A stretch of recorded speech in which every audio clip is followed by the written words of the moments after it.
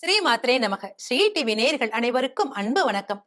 இலங்கையில் யாழ்ப்பாண மாவட்டத்தில் நயினாதீவு உள்ள 18 மகா சக்தி பீடங்களில் ஒன்றான நாகபீடத்தை நாம தரிசித்துக் கொண்டு இருக்கோம்.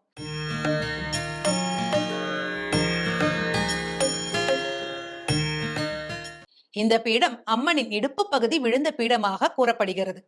தந்திர சூடாமணி கூறும் 64 சக்தி பீடங்களில் இதுவும் ஒன்றாக போற்றப்படுகிறது. அதில் இத்தலம் அன்னையின் கணுக்கால் விழுந்த தலம் என்று வணங்கப்படுகிறது. இங்கு வீற்றிருக்கும் அன்னை நாகபூஷணி என்ற திருநாமத்தோடு வீற்றிருக்கிறார். இவர் புவனேஸ்வரியின் ஸ்வரூபமாக போற்றப்படுகிறார். இந்திரனால் வழிபடப்பட்ட தலம் ஆதலால் இவர் இந்திராட்சி என்றும் வணங்கப்படுகிறார். அருகில் உள்ள அரஆலி தீவில் எந்தவித திறமையோ புத்திசாலித்தனமோ இல்லாத விவசாயி ஒருவர் எல்லோருடைய கேலிக்கும் ஆளானார். மிகுந்த மன வருத்தத்தினால் அன்னை நாகபூஷணியை நினைத்துக் கொண்டு வயல் காட்டிலே படுத்து அழுதபடி தூங்கிவிட்டாராம். அங்கு தோன்றிய நாகபூஷணி அம்பிகை தன் சூலத்தால் அவர் நாக்கில் எழுத அவரே பின்னாளில் புகழ்பெற்ற அராளிமுத்து குமார புலவரானார். நாகபூஷணி அன்னையை பற்றி பல பாடல்களை இவர் இயற்றியுள்ளார். ஒருமுறை இத்தீவிலே கண்டெடுக்கப்பட்ட மாணிக்க சிம்மாசனம் காரணமாக குலோதரன் மகோதரன் என்ற 2 நாக அரசர்களுக்கிடையே எழுந்த போரை ஆகாய மார்க்கமாக வந்த புத்தர் இங்கே தரையிறங்கி அவர்களுக்குள் சமாதானம் செய்து வைத்தார். இத்தலத்திலே வீற்றிருக்கும் அன்னை நாகபூஷணிக்கே சொந்தமான சிம்மாசனம் அது என்று கூறி அந்த சிம்மாசனத்தை அவளுடைய பீடத்தில் கொண்டு சேர்க்குமாறு அறிவுறுத்தினார். இதனால் மிகப்பெரிய போர் தவிர்க்கப்பட்டது. அந்த 2 நாக அரசர்களும் சிம்மாசனத்தை அன்னையின் கோவிலிலே சமர்ப்பித்து அன்னையை வணங்கி அமைதி பெற்று சென்றதாக மகாவம்சம் என்ற புத்த நூல் கூறுகிறது.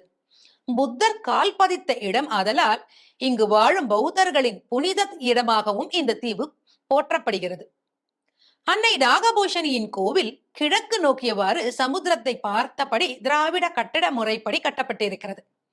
2 நிலை விமானம், அர்த்த மண்டபம், மகா மண்டபம், வசந்த மண்டபம், தெற்கு புற ராஜகோபுரம், கிழக்கு கோபுரம், நவக்கிரக கோயில்கள், 4வர், சண்டேஸ்வரர், பைரவர், சூரியன், சந்திரன் ஆகிய பரிவார மூர்த்திகள், யாகசாலை, திருக்கேணி ஆகியவற்றை கொண்டு அற்புதமாக ஆகம முறையில கட்டப்பட்ட கோயிலாக விளங்குகிறது.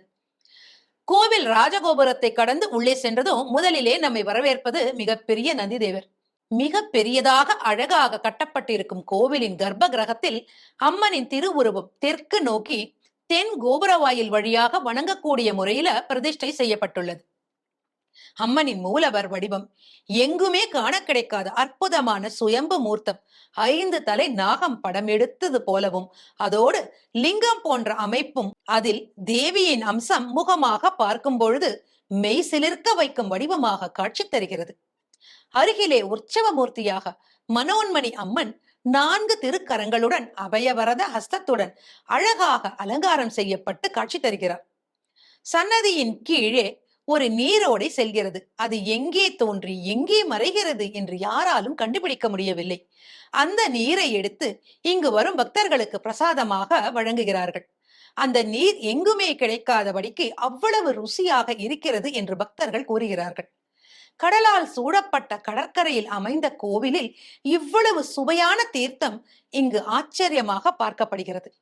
இங்கே வீற்றிருக்கும் அம்மன் நாகதோஷம் போக்குவதிலும், புத்திரபாக்கியம் அளிப்பதிலும், திருமண தடைகளை நீக்குவதிலும் மிகுந்த வரப்பிரசாதகி என்று கூறப்படுகிறது.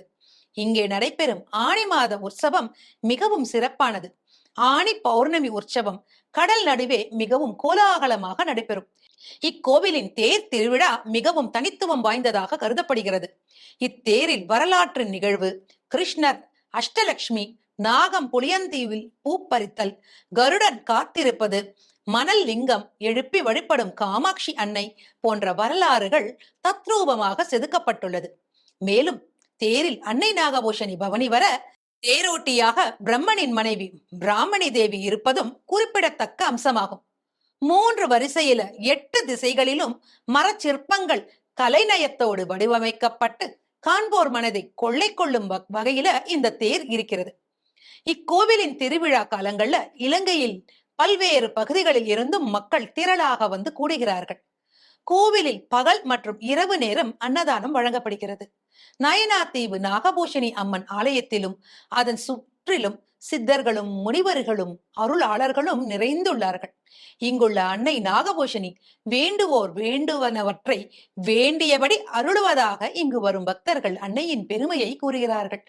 இந்த அன்னையை உளமாற வணங்கி அவள் அருளோடு நம் தாய் நாட்டிற்கு நம் பயணத்தை மேற்கொள்வோம். இத்துடன் நம் சக்தி பீட பயணம் ஒரு நிறைவை நாடுகிறது. கன்னியாகுமரியிலே தொடங்கிய நம் பயணம் பாரத தேசம் முழுவதும் பயணம் செய்து அன்னையின் திருக்கோவில்களை தரிசனம் செய்துள்ளோம். இந்த பயணத்தில் நாம் உணர்ந்து கொண்ட ஒரு உண்மை, அனைத்து பெண்களும் சக்தி ஸ்வரூபம். பெண் படைப்பின் மூலாதாரம். பெண்களை கௌரவிக்கும் நாடு சகல சௌபாகியங்களுடன் வளம் பெறும். யத்ர நார்யஸ்து பூஜ்யதே ரமந்தே தத்ர தேவதா. எந்த வீட்டில் பெண்கள் போற்றப்படுகிறார்களோ அங்கெல்லாம் இறைவனின் அருள் நிறைந்து காணப்படும். பெண்மையை போற்றுவோம், அன்னையின் அருளை பெறுவோம். சர்வம் சக்திமயம்.